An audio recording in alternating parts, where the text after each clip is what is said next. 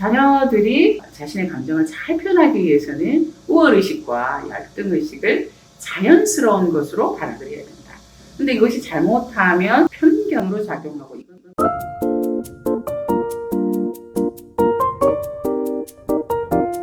네, 박 선생님 잘 지냈습니까? 네, 잘 지냈습니다. 네.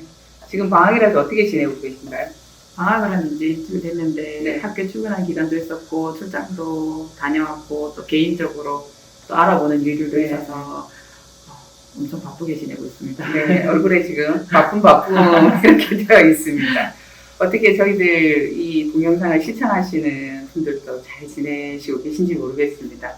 여름더위가 굉장히 이제 심하고 또 저희들에게 건강을 해칠 정도는 아니기를 바랍니다. 또 지난 달에 저희들이 감정에 대한 그리고 의사소통에 대한 이야기를 했거든요. 또 이번 주는 뭐 어떤 주제를 좀 해야 되나라고 이야기하는데 요즘은 박민경 선생님에게 저희들이 맞춤 있는 동영상을 촬영하고 있습니다.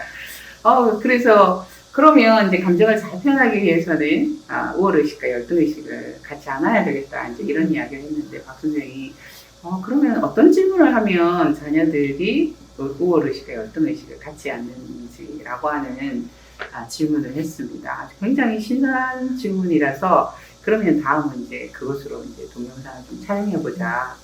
그렇게 해서 8월은 좀 더운데 좀 따끈하게 재밌는 걸 좀 해야 되는데 여러분들이 좀 재미가 있을지 모르겠습니다. 자, 그럼 어떻게 박 선생님 좀 준비가 되셨나요? 네.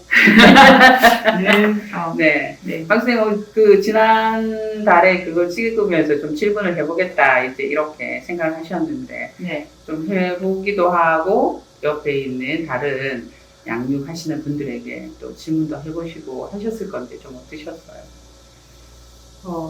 이렇게 지난번에 맞배기로 이제 질문에 대한 이야기를 하고 가서 나는 어떤 질문을 하고 있지? 이렇게 의식해서 이제 하루를 관찰하다 보니까 생각외로 제가 질문을 아이들에게 많이 하지 않는다는 것을 발견했고, 그 다음에 질문을 막상 하더라도, 질문이 갑자기 뚝뚝 끊기는 거예요. 아이들의 질문에 대해서 제가 이제 반응을 해줘야 되는데, 그 다음은 네. 제가 어떤 일상이라든지 이런 거에 대해서 표현이 서툴러서 그런지 네. 제대로 반응을 못 해주고 있고 제대로 질문을 못 하고 있지 않나 이런 생각이 좀 많이 들었습니다. 그럴 수도 있고요. 박민경 선생님이 워낙 신중해서 그럴 수도 있습니다. 네. 그렇다라고 생각하시고. 자, 그러면 오늘 이제 열등의식, 우등의식, 우월의식 이제 이렇게 이야기를 했는데 열등의식, 우월의식 하면 이제 기본적으로 부모도 가질 수 있잖아요. 열등의식, 우월의식 가질 수 있고 부모가 열등의식과 우월의식을 가지면 자녀에게도 열등의식과 우월의식이 전해질 수 있겠죠.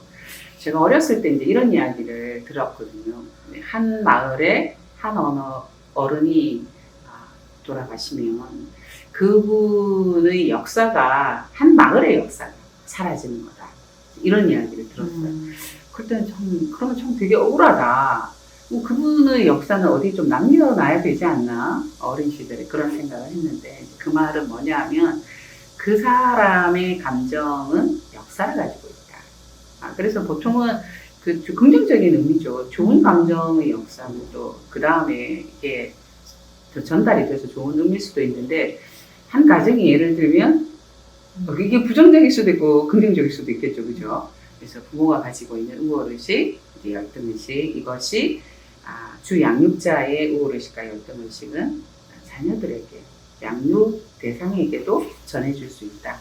이런 이야기를 좀 드리면서 그러면 열등의식과 우월의식을 뭐라고 생각하세요? 박 선생님. 열등과 우월 일단 비교를 하는 거지요. 그렇죠. 나와 타인을 비교하는 거지요.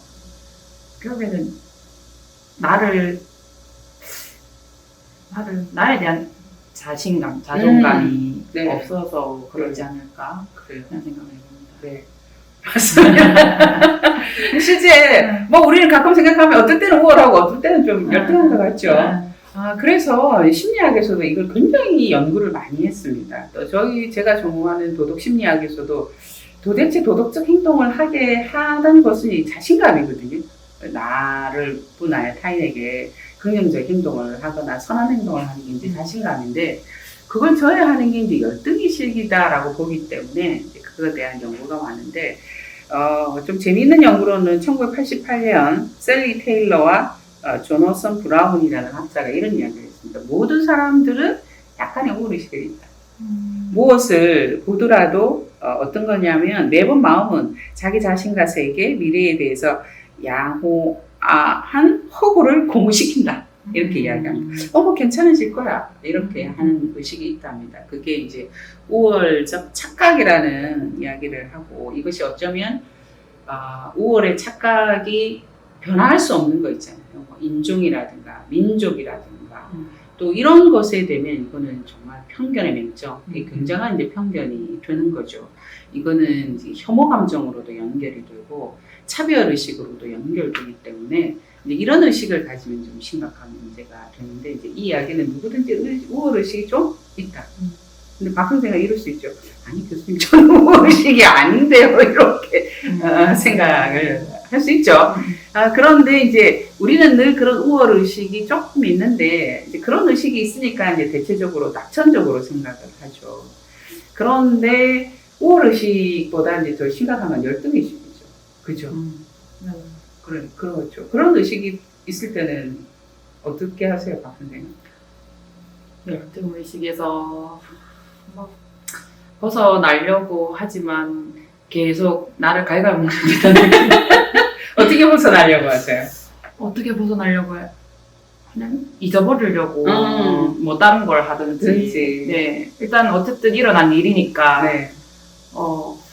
또 남편한테 자주 얘기하지. 나 이럴 때 나오는 이거 진짜 못난 모습 같다. 이렇게 얘기하면 뭐 별것도 아닌데 그거 그렇죠. 신경 쓴다. 이렇게 해버리면 조금 이렇게 옅어지는 느낌이 들고 또 잊어버리고. 그러고 난 지나가면 또 그랬던 적도 있지 이러고.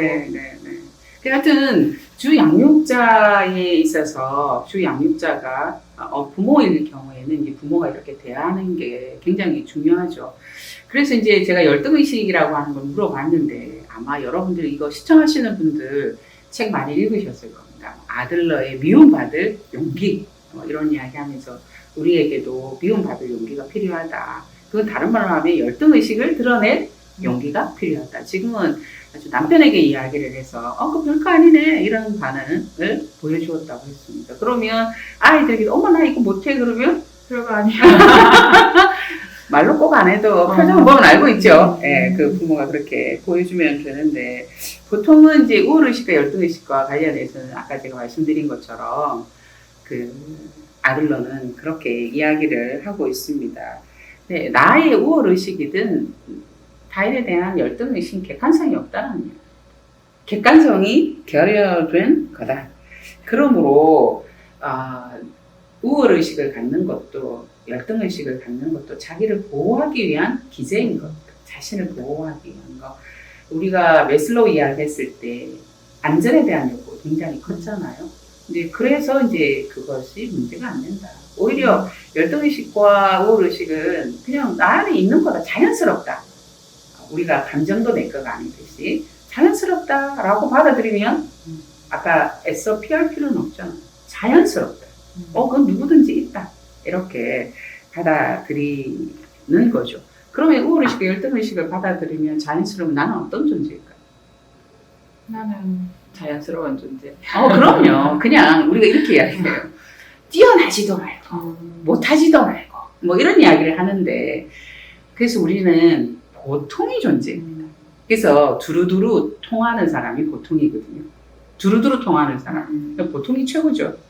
맞죠? 두루두루 통하는 사람.